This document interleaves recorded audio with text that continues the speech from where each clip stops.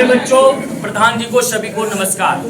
आप लोग जिस ऐतिहासिक जगह को देखने आए हो बाबू, ये जगह का नाम बोला जाता है सोन भंडार।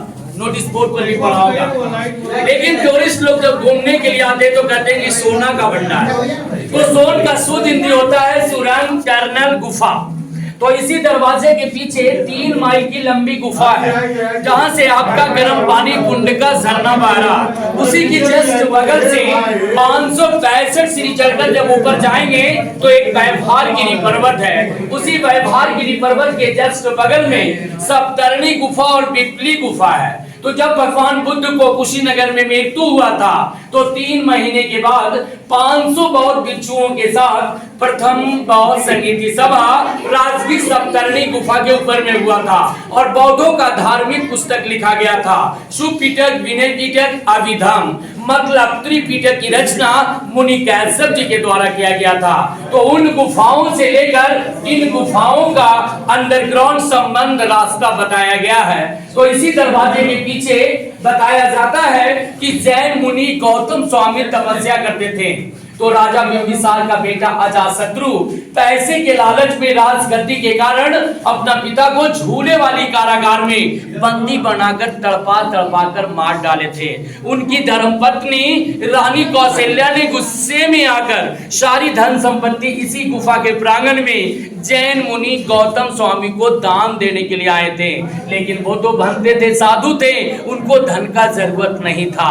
वो अपने तपस्या के बल पे पत्थरों की चट्टानों से दरवाजा को ब्लॉक कर दिया गया। तो जब अंग्रेज का शासन आया बाबू खजाना जानकर, तो सामने वाली जंगला से तोप लगाकर तोड़ने का कोशिश किया, लेकिन टूटा नहीं, दीवार पर काला दाग होकर रह गया।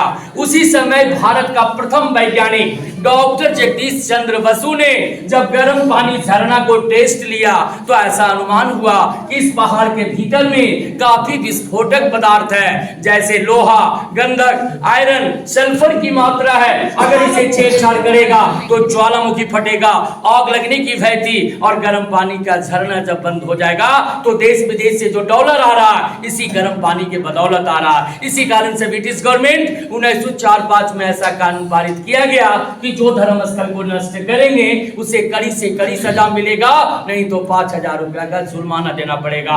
इसी कारण से इसे राज का राज रहने दिया। तो मुनि भैरव देव स्वामी ने क्या किया, ये दरवाजा खुलने का एक दीवार पर मंत्र लिख दिया। वो मंत्र का नाम था शंख लिपि, कि जो भी शंख लिपि को पढ़ेंगे आप रूपी दरवाजा खुल जाएगा। लेकिन प्रभु का महिमा, नालंदा की द्वितीय विश्वविद्यालय में 3 बड़ी लाइब्रेरी थी, रत्न सागर, रत्न निरंजन, रत्न दधि। इसे 1199 में मुस्लिम बख्तियार खिलजी ने आग लगा डाला, जो 6 माह तक इसकी पुस्तक जलते रहा।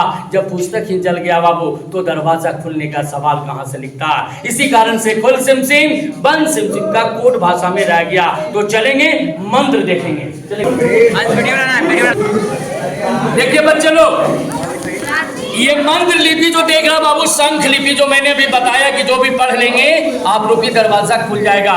लेकिन नालंदा की द्वितीय विश्वविद्यालय में सारी लाइब्रेरी में आग लगा दिया गया। इसी कारण से खुल सिम सिम बंद सिम सिम का कोड भाषा में रह गया। तो इसकी बगल वाली गुफा में चलेंगे जहां पर आपका जैन प्रतिमा बना है। राजा बिंबिसार का बेटा अजातशत्रु राज किया। अजातशत्रु का बेटा उदयन यहाँ से राजधानी उठाकर पाटलिपुत्र में बसा दिया गया।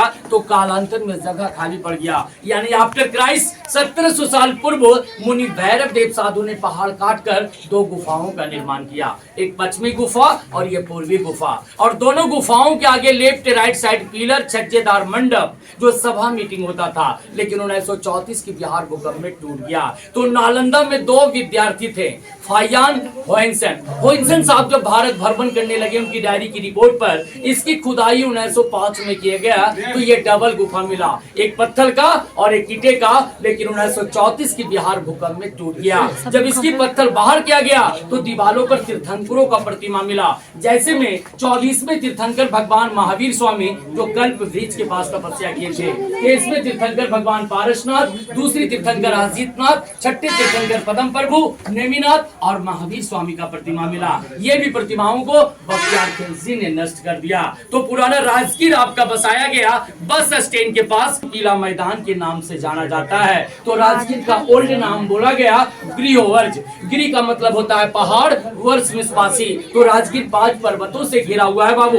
प्रथम आपका हो गया पीपलाचल, जहाँ पर मखदुम कुंड, सूरज कुंड, गुरु नानक कुंड है। दूसरा रत्नागिरी गिरधकुट पर्वत, जहाँ पर भगवान बुद्ध मेडिटेशन किए थे, झूला लगा हुआ है। तीसरा उदयगिरी, जहाँ पर भगवान कृष्ण रथ रोके थे, जो ओरिजिनल अखाड़ा है। ये तो रणभूमि यहाँ पर प्रास्त किया गया है। चौथा सोनागिरी और 5वां व्यवहारगिरी, जहाँ से आपका गर्म पानी कुंड का झरना होता है। अगर इसमें सोना चांदी होता तो अंग्रेज सरकार इतना बेवकूफ नहीं था। गया से कोडरमा रेलवे लाइन बिछाया, 7 पहाड़ काटकर बम्बे बिछाया, तो ये पहाड़ काटने में क्या था। और नोटिस बोर्ड पर साफ लिख देता स्वर्ण भंडार, लेकिन सोन भंडार लिखा। तो ये कहानी है विद्यार्थी जी। मेरा नाम हुआ रविशंकर उपाध्याय, टूरिस्ट गाइड राजगीर। आप लोगों को सेवा देकर बताकर परिवार का बोझ उठाता हूँ, कोई वेतन नहीं है। तो आप लोग सभी से आशा है कि गाइड को मदद करेंगे। जय हिंद, जय भारत। हैं जरूर मदद करके जाएंगे बेटा। जय हिंद, जय भारत, जय बिहार। मदद करेंगे। कैसा लगा? बिल्कुल। और मैं आशीर्वाद देता हूँ कि आप लोग ऑफिसर बन कर आए, जय जयकार रहे, फर्स्ट डिवीजन पास करें। सब लोग आशीर्वाद देते हैं बाबू, मदद करते जाएंगे।